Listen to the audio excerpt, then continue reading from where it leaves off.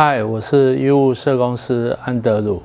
2022年9月10号是台湾的中秋节，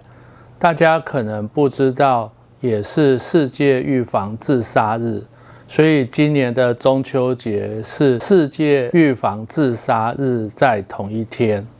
是一个很特别的日子。因为中秋节在华人的社会当中是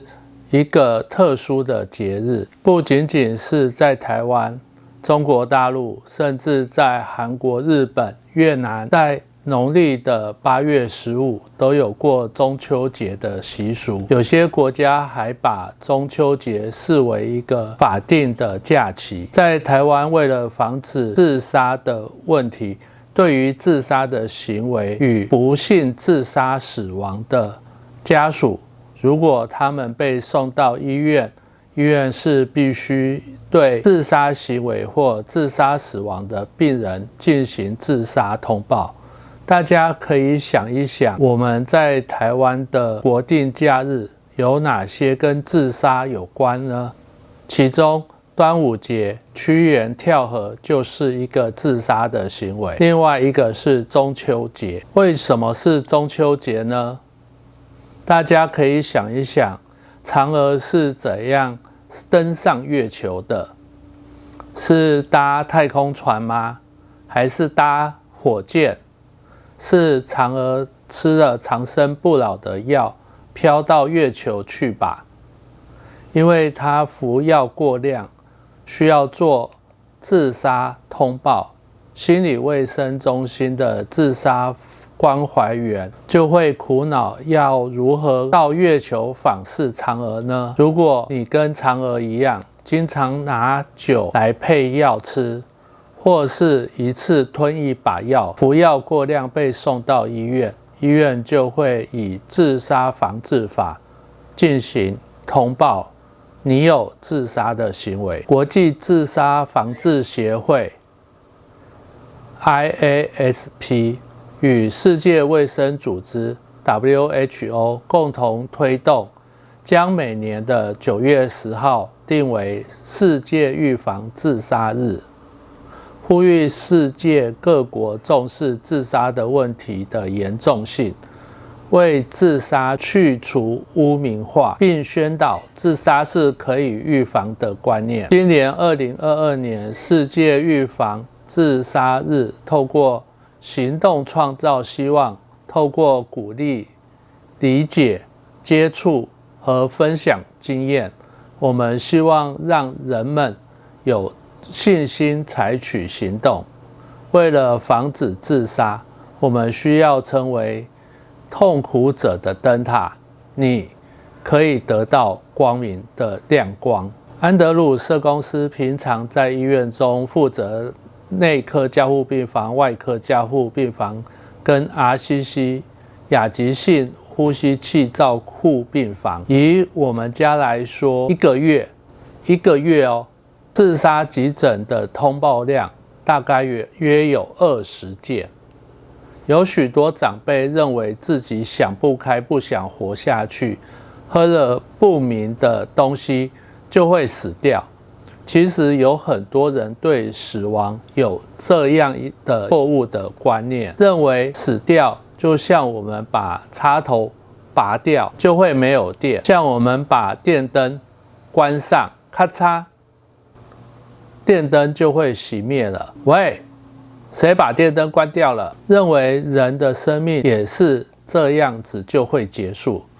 其实死亡是非常不容易的一件事情，没有你想象的那么简单。有很多人想死，但是没有成功，后续躺在我的加护病房，状况都非常的惨，真的是想死无法死，想活又无法活下来。家人的内疚、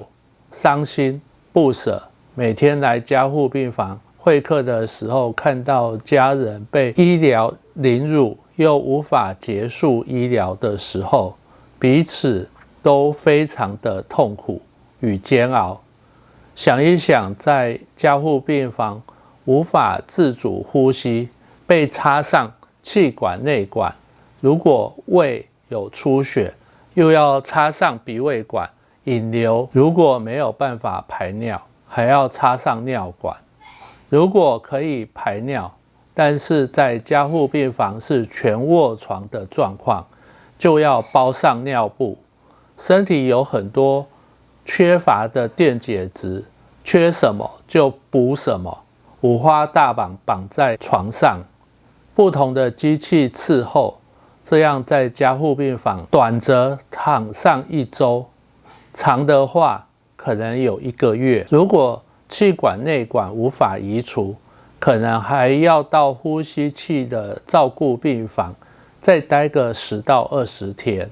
这是很多人不知道的事情，想不开是可以预防的，需要从生活起居上面关注。有一些调试困难的时候，就要做到自我的一个检视，不要等到有问题非常严重的时候才做检测，就有一点太晚了。介绍给大家一个 APP， 大家可以下载在自己的手机里面，每天或者是心情不好的时候拿出来做一下，就可以进行检测心情的变化。首先，请你拿出你的手机，打开 App Store 的App， 点搜寻，在搜寻列中输入心情温度计，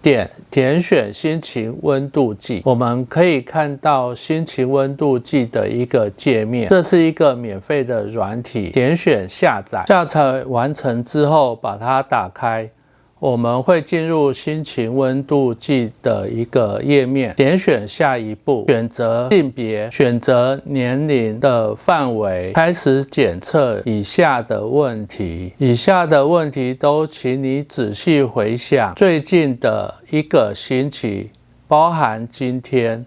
这些问题会让你感到困扰、苦恼的程度，然后选择一个最能代表你感觉的一个答案。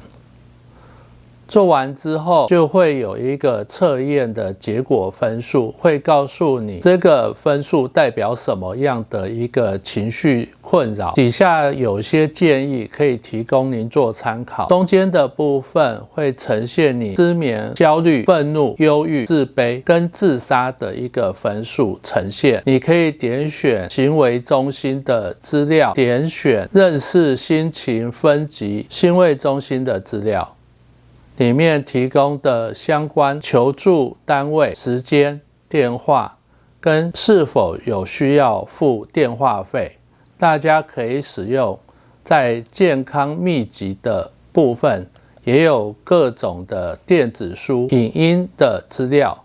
可以供大家参考。除了自杀，还有其他的选择。我们的行动无论是大小，都可能为那些挣扎的人带来希望。保持快乐积极的态度面对困难，事情就会有所不同。平时多加关心自己身旁的亲友，若有忧郁情绪、解不开的心结，甚至受到霸凌及寻短的念头，可建议拨打安心专线0800-788-995，请帮帮救救我，提供24小时免费心理咨询的服务，或拨打男性关怀专线0800-013-999，生命线1995，张老师1980，相关人员亦可提供适当的心理支持。我是医务社工师安德鲁。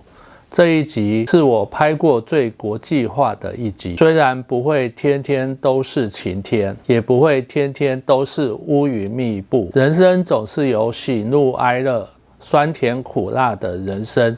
才会显得更加精彩的生活，不是吗？没有人愿意去一个餐厅点一盘没有味道的菜，反而是喜欢像吃麻辣锅，越辣越有人要吃，吃得越起劲，不是吗？希望大家都有美好的人生，我们下一次见。